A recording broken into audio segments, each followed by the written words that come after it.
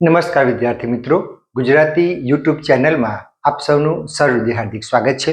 વિદ્યાર્થી મિત્રો, આપ સૌ જાણો છો તે મુજબ આ વખતે સરકારશ્રી તરફથી ધોરણ 9 થી 12ના પાઠ્યપુસ્તકમાં ગુજરાતીમાં જોડણીના નિયમો આપેલા છે. એમાં આજે આપણે નિયમ નંબર 5ની ચર્ચા કરવાના છીએ.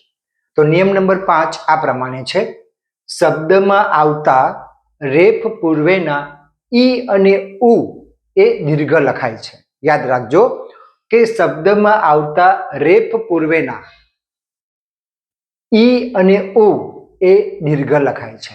વિદ્યાર્થી મિત્રો, તો તમે જુઓ તો આ જે નિયમ છે ને, એ નિયમની અંદર જ એક ઉદાહરણ આવી ગયું છે. જુઓ, શબ્દમાં આવતા રેફ પૂર્વેના એટલે પહેલા અહીંયા તમે જો રકાર છે રેફ, બરાબર ને? આ જે પૂ લખ્યું છે ને એ દીર્ઘ લખાય છે, આ દીર્ઘ ઉ છે, બરાબર? એટલે આ જે નિયમ છે એમાં જે શબ્દ છે ને એની અંદર જ ઉદાહરણ તમે જોઈ શકો છો. હવે આપણે જોઈએ કે એવા કયા કયા શબ્દો છે કે જેમાં રેફ પૂર્વેના ઈ અને ઉ એ દીર્ઘ લખાય છે. તો વિદ્યાર્થી મિત્રો, તમે જોડણી તરીકે પણ આ તમારે ખાસ યાદ રાખવાનું છે. જેમ કે અહીંયા કીર્તન, જુઓ અહીંયા ઉપર રકાર છે તો એની પહેલા કી, બરાબર, દીર્ઘ છે. આશીર્વાદ, શીર્ષક, દીર્ઘ, તીર્થ, જીર્ણ, ઈર્ષા, પ્રકીર્ણ, કીર્તિ, ઉર્મિ, પૂર્વ, સૂર્ય, ઉર્મિ, ઉર્જા, મુહૂર્ત, મૂર્છા, પૂર્ણ, ચૂર્ણ, સ્ફૂર્તિ. આ ખાસ યાદ રાખજો વિદ્યાર્થી મિત્રો, પરીક્ષામાં જોડણી તરીકે ખાસ પૂછાય છે, બરાબર?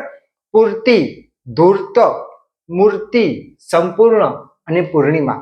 આ બધા જ શબ્દો તમે જોઈ શકો છો કે શબ્દમાં આવતા રેફ પૂર્વેના ઈ અને ઉ એ દીર્ઘ લખાય છે. તમે કોઈ પણ શબ્દ જુઓ, આ રકાર છે ઉપર રેફ છે તો એની પહેલા, અહીંયા પણ રકાર છે તો એની પહેલા ઉ, મોટો ઉ છે, બરાબર?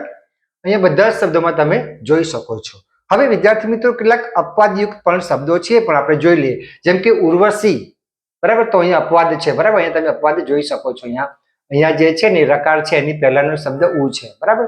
અહીંયા કારકિર્દી, તો અહીંયા રકાર છે એની પહેલામાં આપણે કી જે છે એ હસ્વઈ કરી છે, બરાબર? અહીંયા ચતુર છે તો અહીંયા હસ્વઉ કર્યું છે. આ શબ્દો વિદ્યાર્થી મિત્રો અપવાદરૂપ છે અને પરીક્ષામાં આવા શબ્દ પૂછાય છે, યાદ રાખજો. કારણ કે તમે જોડણીનો નિયમ મોઢે કર્યો હોય પણ આવા અપવાદરૂપ શબ્દો પણ તમારે યાદ રાખવાના હોય છે. હવે જોઈએ કે દૂર એટલે કે દુષ્ટ કે નીર, જે ઉપસર્ગ વાળા સંધિ શબ્દો છે એની અંદર પણ આ નિયમ છૂટછાટ લે છે. કેમ નિયમ છૂટછાટ લે છે? તો એ જોઈએ કે જ્યારે દૂર કે નીર જે પૂર્વગો, જેને ઉપસર્ગ આપણે કહીએ છીએ, એથી બનતા શબ્દો હોય ત્યારે ત્યાં ઉપસર્ગનું મૂળ હસ્વનો નિયમ જળવાય છે, બરાબર? આ શબ્દોમાં જ્યારે દૂર અથવા દુષ્ટ, નીર ઉપસર્ગ વાળા જે સંધિ વાળા શબ્દો હોય છે એની અંદર દૂર, નીર કે જે પૂર્વગો, જે ઉપસર્ગથી બનતા શબ્દો હોય ત્યારે ત્યાં ઉપસર્ગનો મૂળ હસ્વનો નિયમ જળવાય છે. એટલે વિદ્યાર્થી મિત્રો, જ્યારે આવા ઉપસર્ગ વાળા શબ્દો આવતા હોય ત્યારે પણ આપણે આ નિયમમાં અપવાદરૂપ અથવા તો કહી શકાય, બરાબર? કેમ કહી શકાય અપવાદરૂપ? તો કે એની અંદર ઉપસર્ગનો નિયમ લાગુ પડે છે. આ પણ તમારે યાદ રાખવાનું. એવા શબ્દો જોઈએ જેમ કે દુર્ગતિ, તો તમને યાદ રહેશે અહીંયા દૂર વત્તા ગતિ. દુર્જન તો દૂર વત્તા જન, બરાબર? દુર્ગા, દુર્બળ, દુર્ગંધ, નિર્મલ, નિર્દોષ. આ જે શબ્દો જે છે એ શબ્દોની અંદર ઉપસર્ગ મૂળ હસ્વનો નિયમ લાગુ પડે છે. હવે આપણે જોઈએ વિદ્યાર્થી મિત્રો કે પરીક્ષામાં તમે જ્યારે કોઈ સ્પર્ધાત્મક પરીક્ષાની તૈયારી કરતા હો ત્યારે પરીક્ષાની અંદર કેવી રીતે પૂછાય છે એ પણ જોઈએ આપણે. તો અહીંયા લખ્યું છે કે સાચી જોડણી શોધો. તો અહીંયા 4 ઓપ્શન આપેલા છે, બરાબર? સૂર્ય, સૂર્ય, સૂર્ય અને સુરત.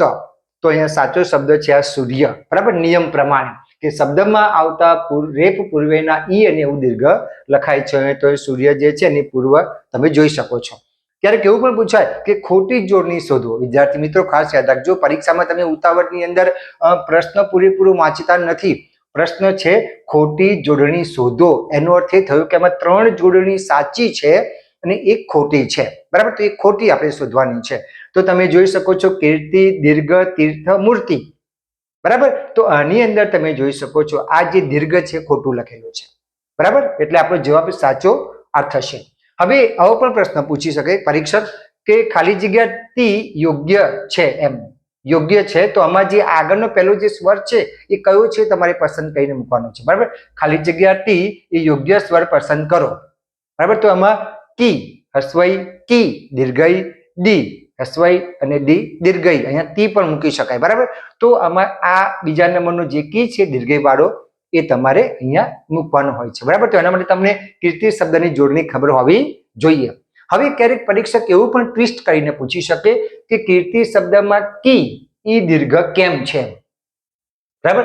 આ જે કીમાં કી જે છે એ દીર્ઘ કેમ છે, તો નીચે 4 ઓપ્શન આપ્યા હોય: જોડાક્ષર, જોડણીનો નિયમ, સંધિનો નિયમ અને અપવાદ, બરાબર. તો વિદ્યાર્થી મિત્રો આમાં તમે જોઈ શકો 4 ઓપ્શનની અંદર સાચો ઓપ્શન છે જોડણીનો નિયમ.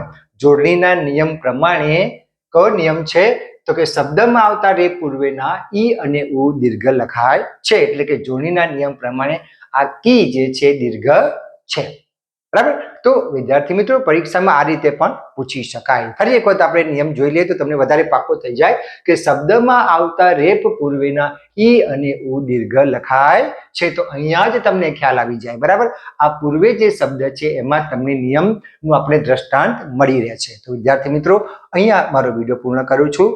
આશા રાખું છું કે આ વિડીયોમાંથી આપને ઘણી ઉપયોગી માહિતી પ્રાપ્ત થઈ હશે. અને હા, અહીંયા તમે બીજા શબ્દો પણ ઉમેરી શકો. તમે કોમેન્ટમાં બીજા શબ્દો લખજો. આવા તો મેં અહીંયા નમૂનારૂપ શબ્દો મૂકેલા છે, બરાબર. એમાં તમે બીજા શબ્દો પણ અહીંયા મૂકી શકો છો, અપવાદ રૂપમાં પણ તમે મૂકી શકો છો, અને આમાં પણ તમે શબ્દોનો વધારો કરી શકો છો. તો નીચે તમે કોમેન્ટ બોક્સમાં લખજો. તો અહીંયા મારો વિડીયો પૂર્ણ કરું છું. ફરી વખત બીજા નિયમ સાથે મળીશું.